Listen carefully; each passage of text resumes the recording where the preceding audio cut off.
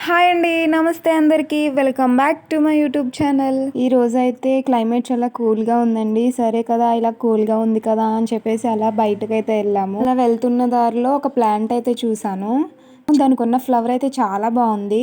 చూడగానే నాకు అనిపించింది ఈ ఫ్లవర్ వీడియో చేసి మీకు కూడా చూపిద్దాం అన్నట్టుగా నేను ఈ వీడియో అయితే చూస్తున్నారుగా ఇదే ప్లాంట్. దీని నేమ్ వచ్చేసి హెలికోనియా సిటారమ్.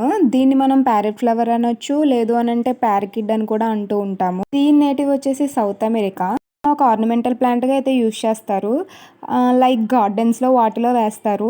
ఇది సేమ్ ప్యారెట్‌లా ఉండటం వల్ల మంచి లుక్ అయితే తీసుకొస్తుంది.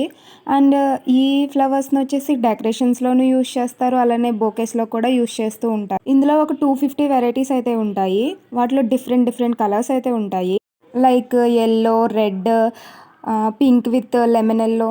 సో, ఇందులో ఒకటే కలర్ ఉండొచ్చు. లేదు అనంటే 2 కలర్స్ మిక్సింగ్ అయినా ఉండొచ్చు. ఈ ప్లాంట్స్ అనేవి వేడి ఎక్కువ ఉన్న టైంలో అంటే సమ్మర్ టైంలో బాగా పెరుగుతుంటాయి. అంటే త్రూ ఔట్ ఇయర్ అంతా పెరుగుతాయి. కానీ కొంచెం సమ్మర్ టైంలో బాగా బ్లూమింగ్ అనేవి ఇస్తాయి.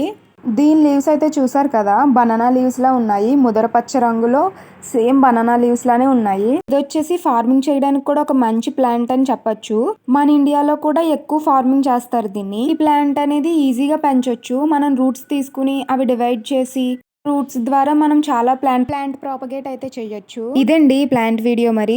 ఇలాంటి మరెన్నో వీడియోస్ కోసం నా ఛానల్ అయితే సబ్స్క్రైబ్ చేసుకోండి. మీకోసం ఇలాంటి మంచి ప్లాంట్స్, ఫ్లవర్స్ ఇలాంటి వీడియోస్ ఎన్నెన్నో తీసుకొస్తూ ఉంటాను.